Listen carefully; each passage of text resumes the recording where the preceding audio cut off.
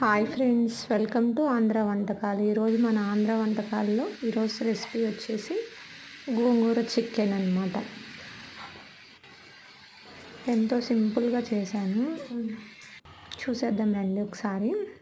First నేనైతే video కోసమని ఒక పావు కేజీ చికెన్ తెప్పించాను. అలాగే గోంగూర కట్ట కూడా తెప్పించి ఫ్రెష్గా కడిగేసి నీట్గా ఒక సైడ్ ఉడకబెట్టేసి చికెన్ని కూడా కొంచెం పసుపు కొంచెం ఉప్పు వేసి బాగా ఉడకబెట్టుకున్నాను.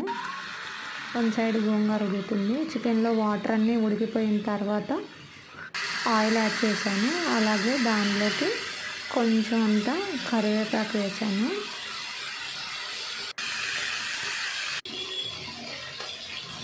అలాగే నేనైతే కనుక ఆనియన్స్, టమాటా, పచ్చిమిర్చి మా ఇంట్లో పిల్లలు తినరు, తీసేస్తారని చక్కగా దాన్ని మిక్సీ పట్టేసి పేస్ట్ లాగా చేసి ముక్కల్లో యాడ్ చేశాను అన్నమాట.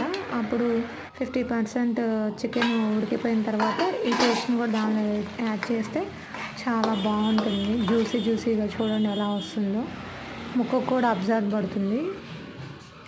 అలాగే గోంగూర ఉడికిపోయింది. దానిలో కొంచెం సాల్ట్ తగినంత వేసుకొని అది పప్పు ఎనిపేసుకొని మెత్తగా పేస్ట్ చేసేసి పక్కన పెట్టేసుకోండి.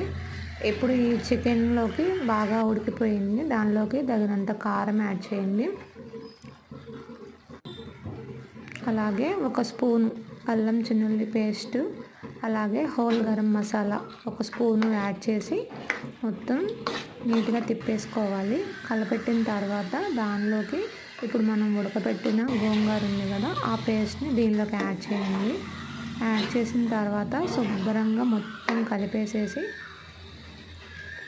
అలా ఒక 10 మినిట్స్ 15 మినిట్స్ అలా ఉడకనివ్వండి. మూత పెట్టి సిమ్లో పెట్టేసి దాని మీద లైట్గా కొత్తిమీర ఇష్టం ఉంటే చల్లుకోండి, ఇష్టం లేని వాళ్ళు కొత్తిమీర వేసుకోవద్దు. నాకైతే కొత్తిమీర బాగా తింటారు ఫ్రెండ్స్, అందుకే అలా చేశాను.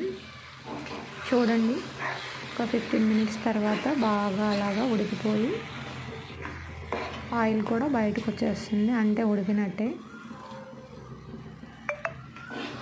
మనకెంతో ఇష్టమైన ఆంధ్ర స్టైల్లో సింపుల్గా చేసుకుని గోంగూర చికెన్ కూర రెడీ.